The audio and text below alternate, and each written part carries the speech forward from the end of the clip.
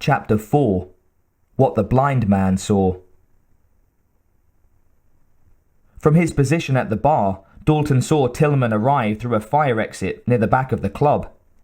He headed for some stairs that led up to a door. Dalton assumed it was his office. Along the way, he stopped to order another sleeveless staff member to move a sleeping drunk off the stairs. But he didn't see Dalton, because other than that, he didn't look up or out across the club.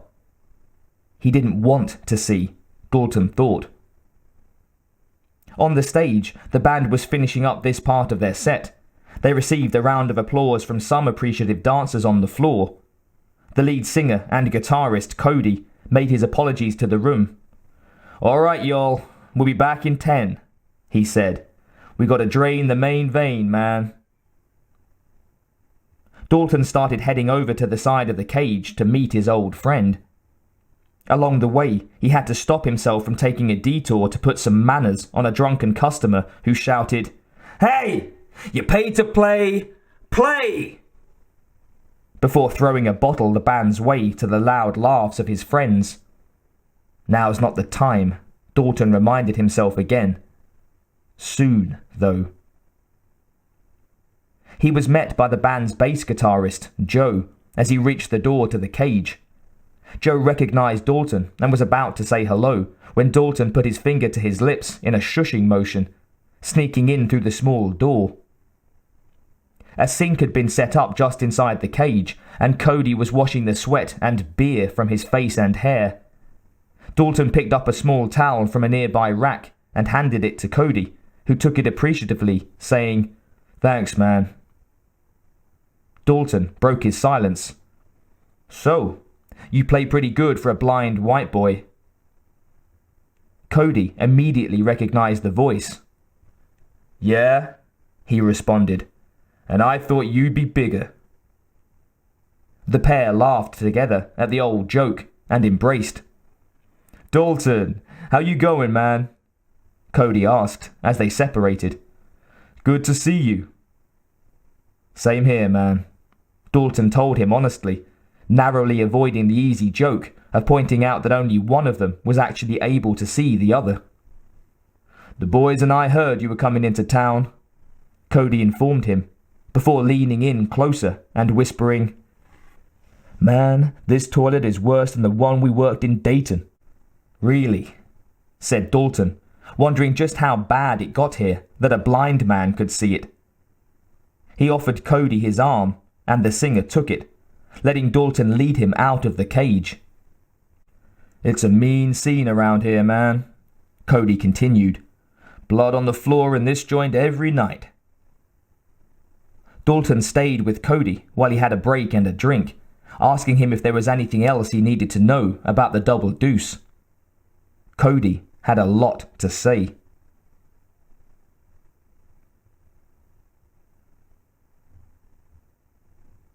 Over on the other side of the club, Carrie Ann was busy telling everyone a secret that she knew.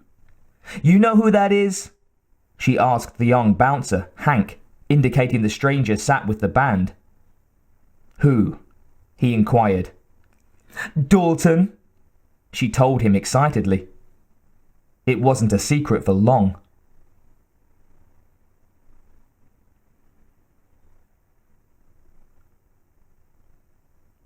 When the band picked up playing again, leading with a rocking rendition of Long Tall Sally, Dalton was back by his spot at the bar.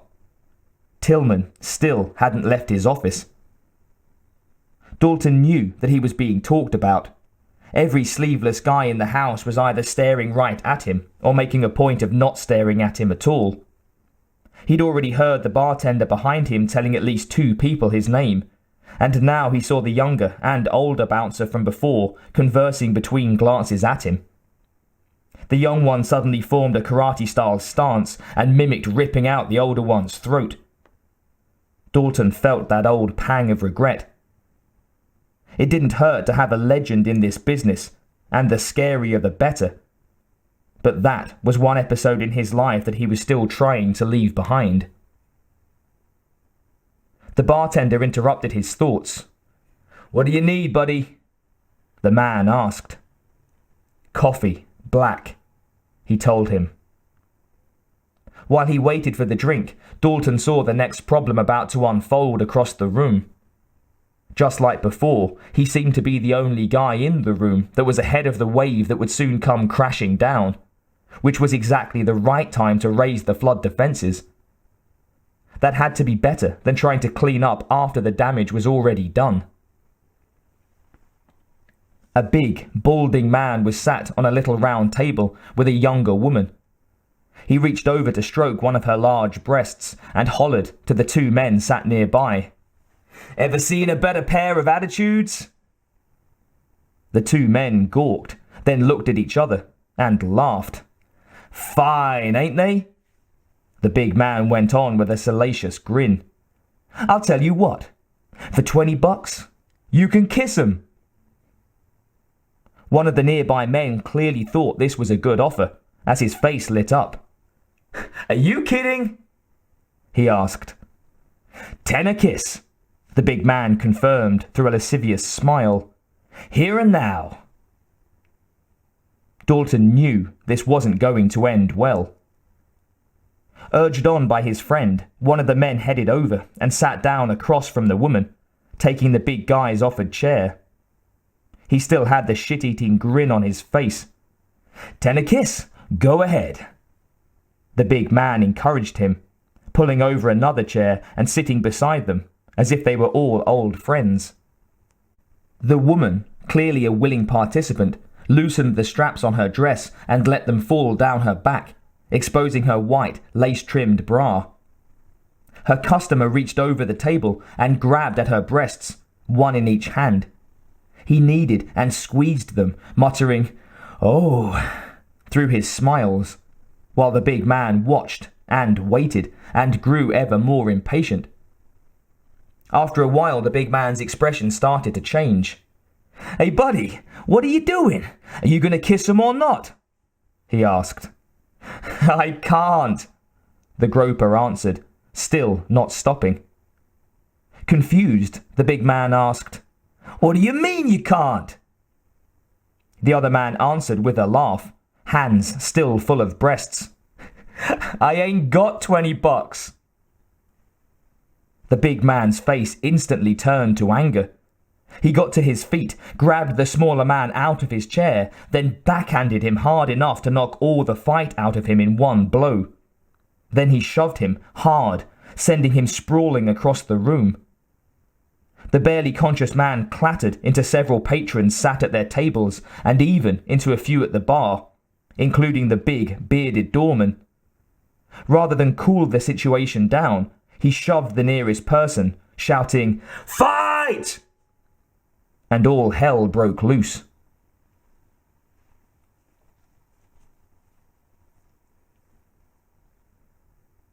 Up in his office, with the big window that overlooked the club, and which he'd thought of having bricked up more than a few times, Frank was busy looking over the plans he'd had drawn up for an overhaul of the Double Deuce's decor.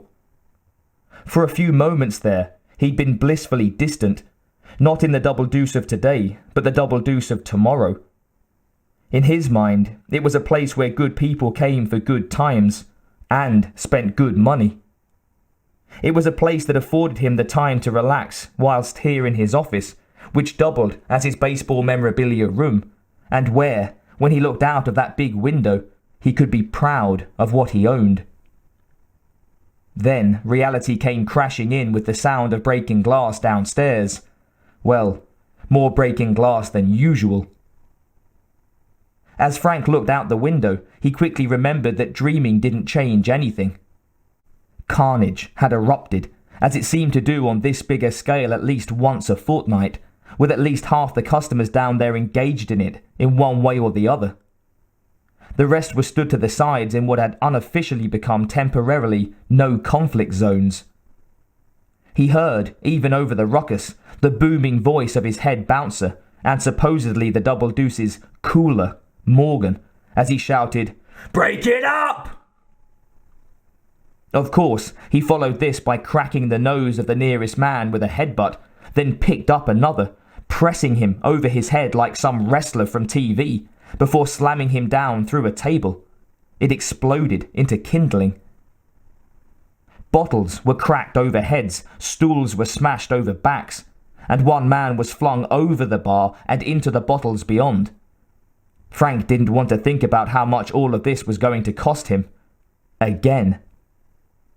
Even those who had tried to avoid the conflict by standing aside were getting dragged into it.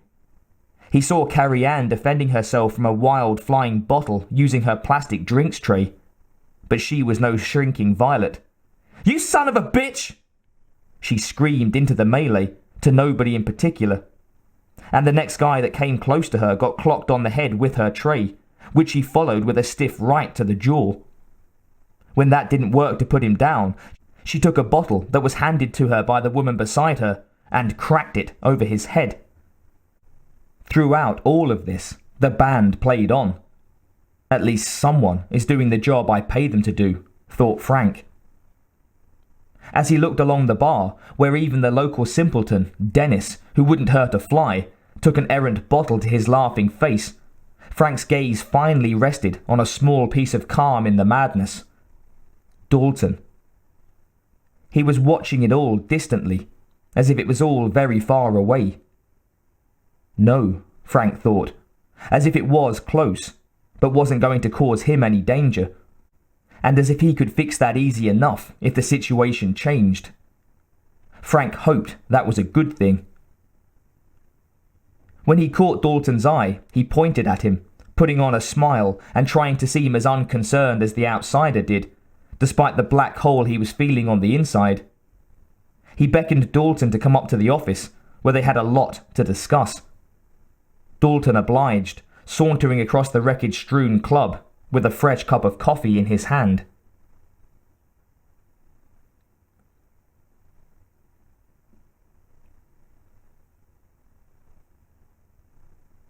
Once the last of the customers had gone home and the doors had been locked behind them, the staff of the Double Deuce took time to survey the damage and lick their wounds. Except for Morgan, all he'd done was wound other people. Dalton had learnt Morgan's name and the names of some of the other staff in his brief chat with Tillman. He found that it helped to know the players in the game. The self-perceived ladies' man, Steve, was nursing a black eye at the bar. "Fuck! Anybody got a mirror?" he asked, as the bartender handed him a towel full of ice. "Oh, shit!" he complained, as one of the women handed him a compact and he inspected the damage. It would be worse in the morning. Most of the other staff were sweeping the floor, collecting up glasses or trying to work out which tables and chairs were salvageable and which were for the scrap heap. But not Morgan. Despite being the biggest and the strongest there, his contribution was currently propping up the bar. As Dalton walked down the stairs and across the club floor, Morgan called out to him, "Hey, how'd you like to tell us what the fuck's going on?" Dalton stopped and stared at the man, whose face seemed to be in a constant scowl. "Are you going to help us or not?" Dalton didn't have to answer. He worked for Tillman, not Morgan.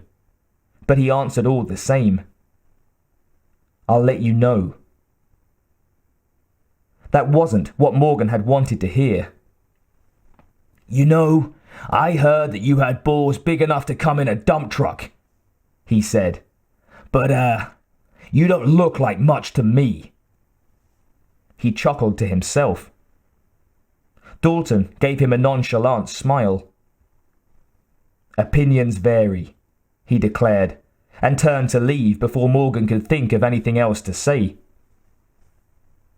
On his way to the door, he stopped to say goodbye to Cody, who was sitting at the bar with the rest of the band and a few women that had stayed on. "Later," he said, shaking Cody's hand and nodding to the rest of the group. "All right, man, you take care," Cody told him. Dalton headed to leave via the club's main door, stepping over a range of debris and wondering if he'd made a mistake.